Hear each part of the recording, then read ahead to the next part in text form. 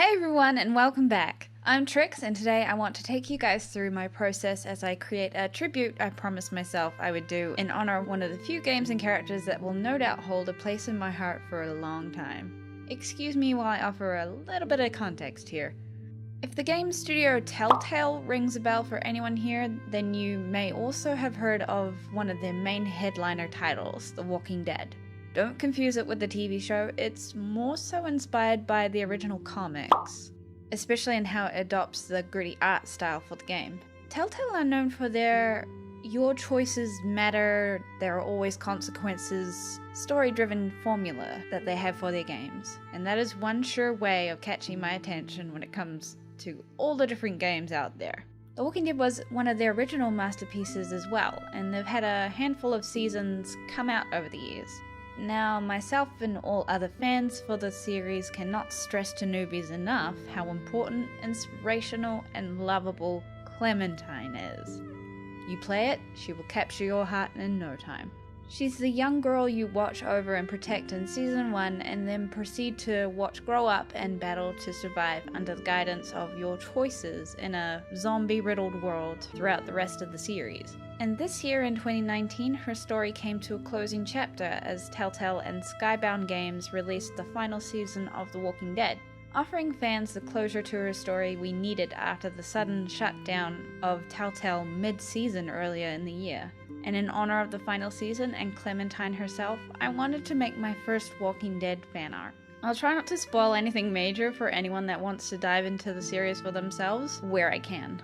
Anywho, after I finished playing through the final season and finished crying my eyes out, I knew I wanted to create something that I could look at and feel all the emotions I experienced again every time I looked at it. I wanted it to be an epilogue type moment where Clementine seizes a moment with her little AJ while being held lovingly and secure in the arms of Lewis. I loved the photographs and moments you see parents looking down at the children in their arms, so I really wanted to present the happy and peaceful family dynamic in that way. Clementine truly steps up as a surrogate mother and guide in the final season. Well, at least in my playthrough she did. And some of the moments AJ runs into her arms on multiple occasions in the story tugs at the heartstrings each time, so you know that had a fair bit of influence on my concept.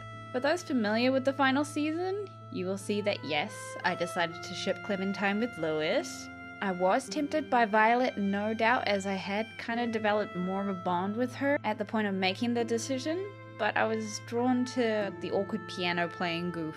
He was charming, and I'm a romantic player at heart, so if the romance option is ever there, you know I'm gonna take it. I mean, he was kind of the one to originally ask if Clementine had a boyfriend before, so the dude was interested.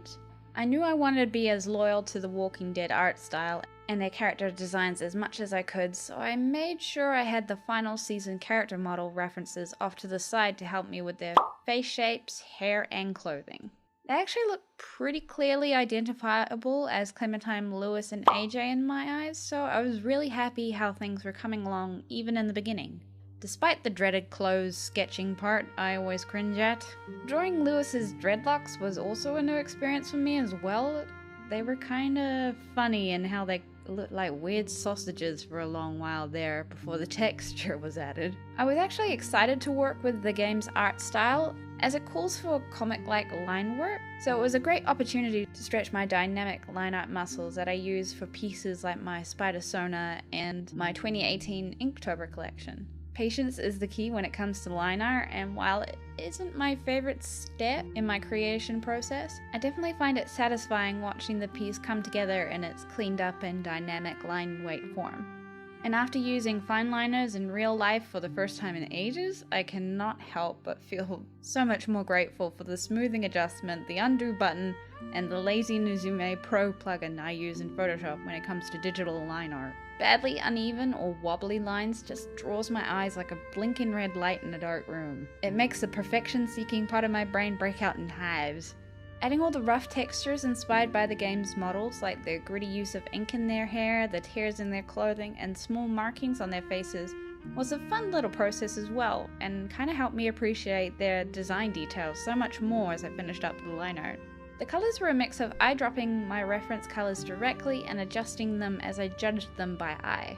The Walking Dead definitely isn't known for using saturated colours, they're more muted and dirty, so I kept that in mind as I started to build my layers of colour, complete with a fun dusting of grime and dirt that the characters had built up over the years, thanks to a few different splatter Photoshop brushes. You know, it is not ideal to smell, but being spotless ain't a priority when you're actively hunted by undead monsters, so gotta keep them authentically unkempt.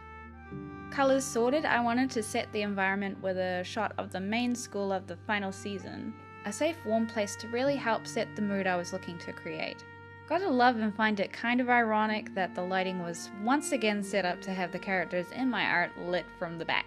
Totally not my fault this time. Blame the concept art. But you gotta love the way the sun streams through the window from up the stairs as the main source of warmth in the space, and how it then creates a strong rim light opportunity behind Clementine and Lewis's heads, so it then draws your eye to them more strongly as a result. Though poor little AJ ain't tall enough to benefit. He'll have to settle for being Clem and Lewis's prime focus, and the fact that his head is placed on a rule of thirds grid crosshair that I used when I first set up the pose and composition. I'm still learning how to work with compositions, but I do believe I'm improving, especially considering where I was over a year ago and I had no idea what the rule of thirds grid kind of was. Had you told me I'd have a bunch of human-based artworks filling up my portfolio back then, I would have looked at you like you were crazy, because drawing humans terrified me. And I still kinda do in some aspects, like getting my anatomy looking right and making clothing actually look like clothing. But I'm enjoying the challenge, and more often than not, I'm loving each new piece that I finish and look back on. Don't be afraid to try new things. You have no idea what you'll be capable of doing in the next year. Moving forward, as I continue to learn more, my portfolio grows, and my channel develops, I hope you guys continue to enjoy your time on this crazy journey like I am.